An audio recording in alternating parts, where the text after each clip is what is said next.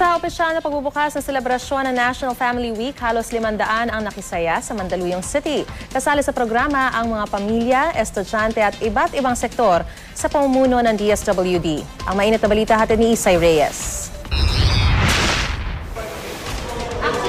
Sa mag-asawang hindi regular ang kita kada buwan, mahirap para kina Romel at Lailani Manarpaak ang itaguyod ang kanilang pamilya. Kaya ang kanilang natatanggap na tulong mula sa Pantawid Pamilya Program ng DSWD, malaki raw ang naitutulong sa kanilang pang-araw-araw na buhay. Salat man sa pangangailangan, binibigyan nila ng importansya ang pagbibigay ng oras para sa isa't isa.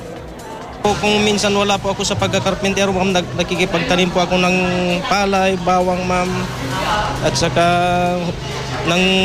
nanghakot ng mga damo. Pag dumating na po sila, pag gabi na po, tinuturuan ko po sila ng mga assignments nila.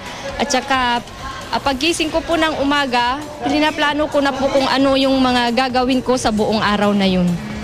Siyempre naman po kailangan po ng oras para minsan naman po natuturoan kami kung paano gawin ang isang bagay kagaya ng pagtatrabaho sa bahay at saka sa pagrespeto sa kapwa. Hindi po kami nababarkada kasi mas ipiniprioritize ko po yung pag-aaral namin para sa pamilya. Dahil sa inspirasyong dulot ng pamilyang ito, pinarangalan sila bilang huwarang pantawid pamilyang Pilipino. Larawan daw kasi ang pamilya makarpaak ng pagmamahal at respeto sa komunidad at pamilya, na siya ring tema ng idinaraos na National Family Week ng DSWD ngayon. Ayon kay DSWD Secretary Dinky Soliman, sa panahon raw ngayon, pangkaraniwan na ang nagtatrabaho ang parehong magulang. Kaya't importante na magkaroon ng tamang balanse at sapat na oras pa rin ang mga magulang sa kanilang anak.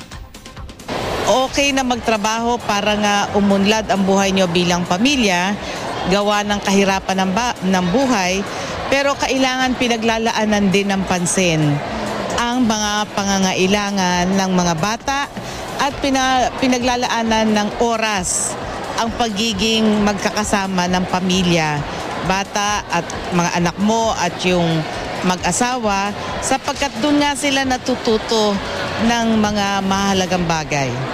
Isay Reyes, GMA News.